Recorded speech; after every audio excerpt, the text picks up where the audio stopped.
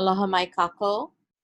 So we completed our customer service section of this class, and now we're going to move on to telephone communication skills, how to be effective,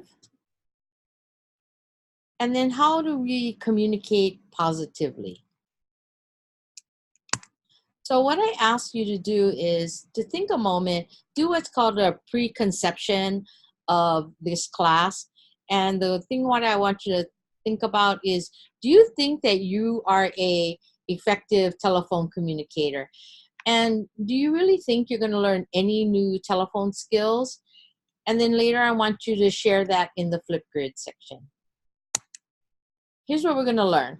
We're going to develop positive communication skills while using the phone. We're going to reinforce the importance of listening and how it plays in the process of communicating. Ask questions effectively and recognize the 3 major stages of a phone call. And we're going to always assess your phone skills. So what I asked you to do as your first assignment was to leave a voice message on my phone about what your own voicemail message sounds like. So I want you to take this opportunity, if you haven't, to go ahead and listen to yours and your fellow classmates' voicemails. So the first thing we want to know is, what is communication? We talked about it in the customer service section. So it's a process of exchanging ideas, both verbally and non-verbally. These are the 4 major parts of the communication process. And as you can see, it's circular. In other words, there's no beginning and no end. It's always happening. So it's listening, reading, writing, and speaking. That's the 4 major parts of the communication process.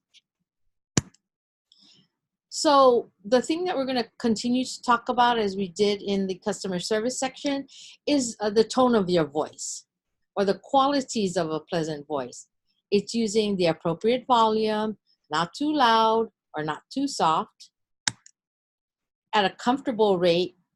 It allows your listener to absorb your message and to take down notes, either electronically or on paper. So whether you're typing or you're writing it down. And correct pronunciation and enunciation. So pronunciation is the correct way to say a word. Enunciation is the clarity with which you speak.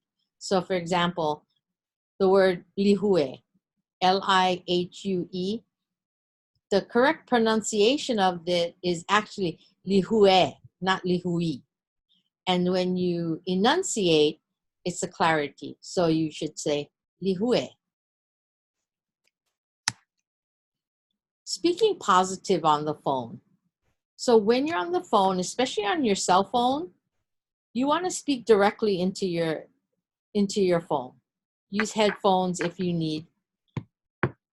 And really, if you can avoid it, stay off of the speakerphone, because you always have to be aware of who's around you and they're listening too.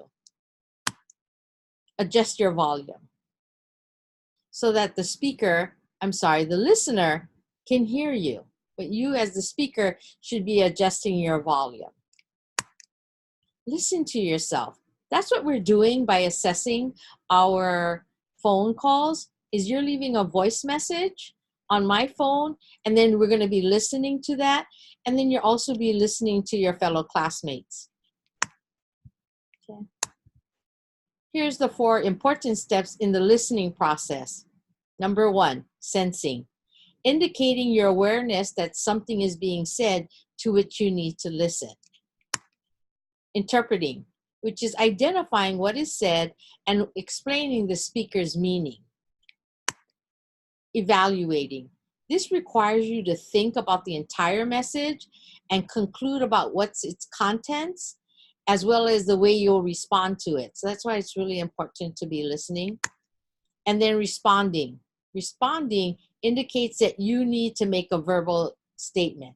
We're going to talk about this, and I'm going to give you more examples throughout this section. Okay, so that's it. And I look forward to continuing on with the telephone section. Mahalo.